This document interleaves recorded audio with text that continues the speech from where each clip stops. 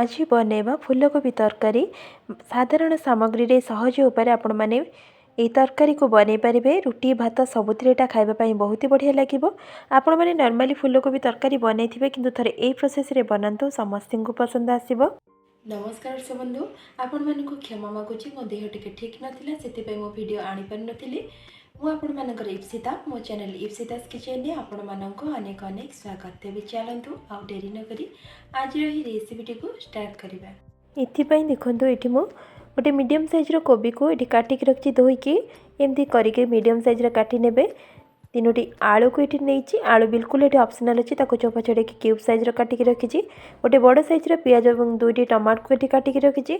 गोटे बड़ कंचा लंका को काटी के रखिछि। एबे मिक्सिंग जार नै जिबा सेथिरे अदा और रसुन को देतबा। रसुन एठी गोटे बुदामु नेइछि, 1.5 इंच अदा को रखिछि। अल्प पानी देकी ताको एबे भलो से ग्राइंडिंग करी नै आसीबा। एठी देखंतु ग्राइंडिंग करी नै आसिली। मसला पेस्ट आमर ये रेडी होगा। गैस रे करी बसिकी से अल्प पानी को देदेबा। पानी टिके उषुम होगला पर से कोबी को देदेबा। एबे देखंतु कोबी को देदेली। कोबी को दे सारा पर ताको टिके भल से मिसई नउची। मिसईकी आमे 1 टेबलस्पून हळदी को दबा। ताको पुन टिके भल से मिसईकी लो टू मीडियम फ्लेम रे 5 मिनिट पर्यंत टिके ताको सिझेई दबा। एबे देखंतु 5 मिनिट पर एबे कवर को काढी नेली। पानी पूरा सुखी आसी। एबे ताको आमे प्लेट को काढी नेबा। बेसी सिझेबे नै, जेमती 30 ରୁ 40% सिझिबो। एबे ताको मो प्लेट को काढी नउची। एबे देखंतु प्लेट को मु काढी नेली। सेम करेई रे मुठी तेल को दे दोची।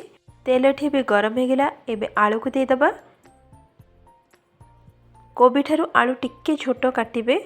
एबे देखंतु आलू को देकी ताको आमे लाइट गोल्डन कलर हेला पर्यंत लो टू मीडियम फ्लेम रे फ्राए करिबा। आपण मानकु जदि पसंद नथिबा आपण माने स्किप करि परिबे, किंतु कोबी रे टिके आलू देकी तरकारीटा को बनेले टेस्ट भलो आसे। एबे आलू भाजी हेगला। मु ताको एबे प्लेट को काढी नउची। आलू को काढी सारला परे सेम करे रे आ टिके तेल को देकी तेल गरम हेला परे कोबी को दे दबा। कोबी को लाइट गोल्डन कलर हेला पर्यंत टिके फ्राए करि नबा, जातरे कि तरकारी रो टेस्टटा भलो आसीबो। एबे देखंतु कोबी हल्का हल्का कलर एठी चेंज हो गलानी। कोबी एबे फ्राए हो गला। एतिके ही फ्राए करिवे। ताको एबे प्लेट को काढी नउची। एबे सब कोबी को मु प्लेट को काढी नेली। सेम करे रे आमे तेल को टिके दे दबा। तेल गरम होला परे 1 टेबलस्पून जीरा को एठी दे दोची।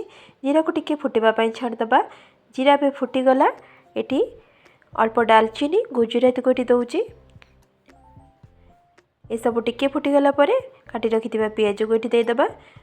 पियाज को दे देकी ताको लाइट गोल्डन कलर हेला पर्यंत टिके फ्राए करिबा। एठी देखंतु पियाज रो कलर टिके चेंज होला परे मु जो काटी के रखली कंचा लंका ताको एठी ऐड करूची। कंचा लंका को देकी पियाज को लाइट गोल्डन कलर हेला पर्यंत भाजीबा। एबे पियाज भाजी हेगला।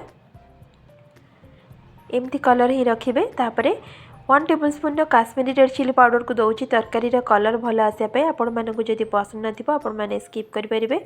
एबे अदा रसुन पेस्ट को दे दबा।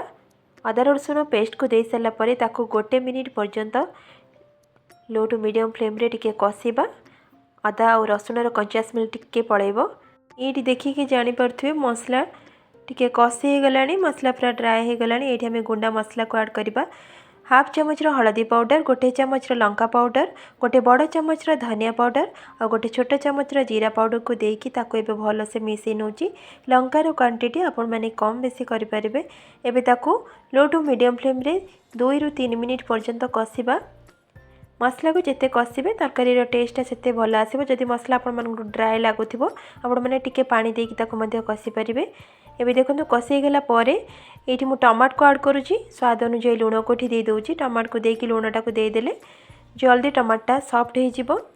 एठी ताको पुनी आउ 1 मिनिट पर्यंत टिके कसी दबा। टमाटर पूरा सॉफ्ट होला पर्यंत एठी ताको मु टिके कवर करी नउची आधा मिनिट पर्यंत, जाद्वारा कि टमाटर सॉफ्ट हो जिवो। आधा मिनिट पर एबे कवर को काढी नेली। देखो टमाटर टिके टिके सॉफ्ट हो जाइए। एबे आ खोलिक ताको 40 ରୁ 50 सेकेंड पर्यंत टिके कसी दबा। टिके मसला रू तेल जेमती सेपरेट हो जिवो। एठी परफेक्ट भाबे कसी गेले आमे भाजी रखिथिबा आलू एवं कोबी को एठी देई दबा। देकी ताको आ 1 मिनिट पर्यंत टिके कसीबा। जेहेतु एबे सीजन नहीं कोबी रो सीजन पळेची टिके भल से ताको कषिले ही तरकारीटा टेस्ट भल आसब।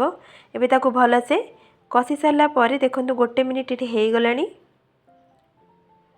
एठी मु कस्तूरी मेथी को ऐड करुच्ची। एठी मु गोटे बड़ चामच कस्तूरी मेथी को दौची तरकारी फ्लेवर भल आसापी। ताको एबे भल से मिसई नबा। ये देखो परफेक्ट भाव आमर मसला पूरा कषि हो गलानी। ये आम पानी को ऐड करबा। गोटे मीडियम साइज बाउल बाउलटे पानी देकी 5 रु 7 मिनिट पर्यंत टिके कवर कर नहीं 7 मिनिट पर एबे परफेक्ट भाव आलू को भी सीझी जाइए।